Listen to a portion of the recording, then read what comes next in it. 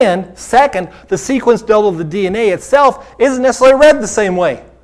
Just because it has the same AATTGG doesn't mean that in each of these mice it has the same genetic effect.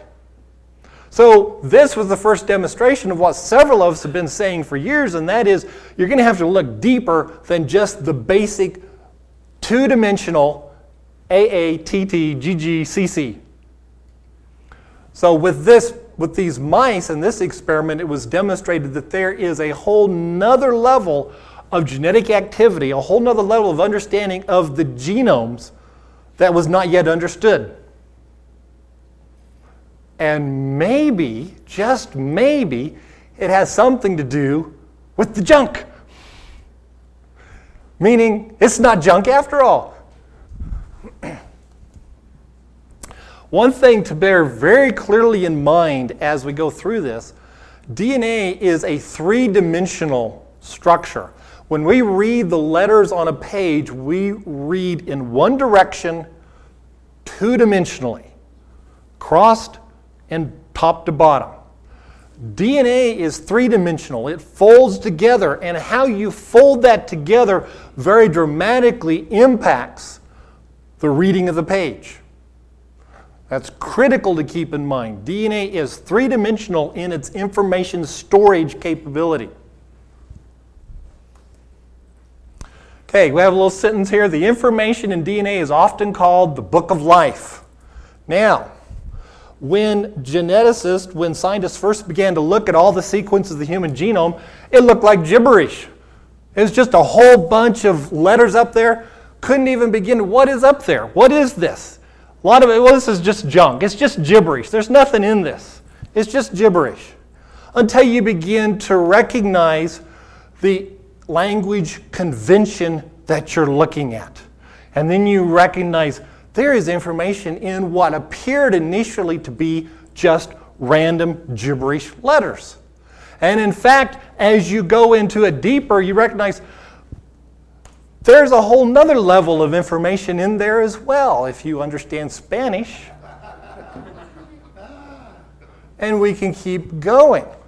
And this is an analogy of how it was with the genome. As they studied it and studied it, what appeared initially to be just random gibberish sequence that didn't make any sense and didn't compare to anything we understood at that time, as they broke it down and began to understand the language convention, they realized there's information in this after all.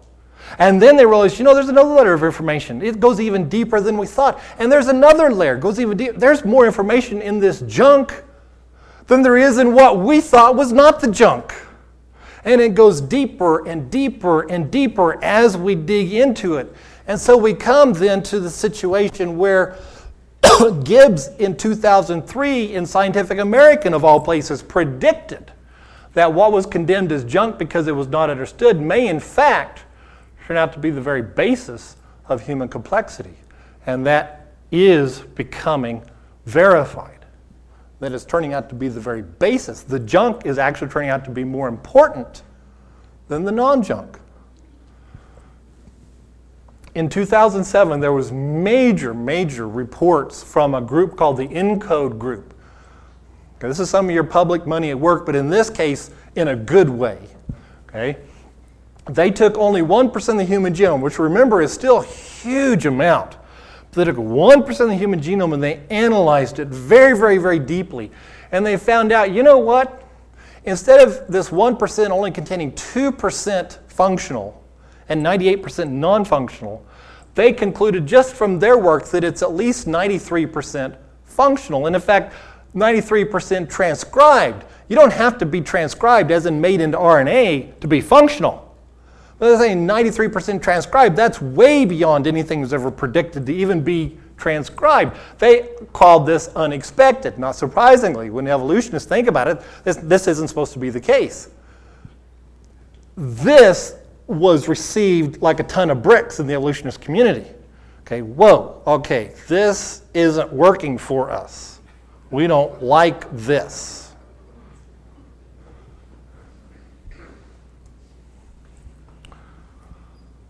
two other reports came out that reported that non-coding regions, that is, regions that aren't even transcribed, they're just simply there as sequences, which are assumed to be just junk then.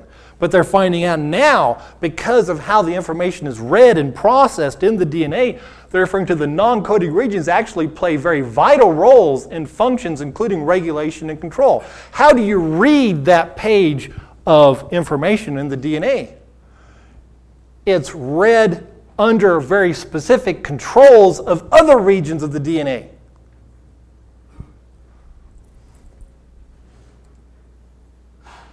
Okay, polyconstrained DNA. And we're going to come back to the junk in just a minute. We're building a little case here. Polyconstrained DNA. Okay, what does that mean, polyconstrained? And I'm going to share with you a little secret. When this was first explained to me 6 years ago, 5 years ago, I didn't believe it initially, because this violated everything as a geneticist I'd ever been taught. Violated everything I'd ever been taught. And I made him repeat it. I made him show me the paper. I made him read the data to me because I simply did not believe it. It was so unbelievable. And I just sat there that night in my hotel room and just said, God, you are greater than even I can comprehend as a geneticist. I still cannot comprehend what I'm about ready to show you.